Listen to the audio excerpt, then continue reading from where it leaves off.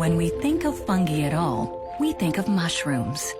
But these are just the fruit, a small part of the fungal life that's all around us. They're the outward sign of the presence of a fungus. During 1 billion years of evolution, fungi became the masters of survival. The fungi have been around so long means they've had a long time to figure out the best ways to do everything.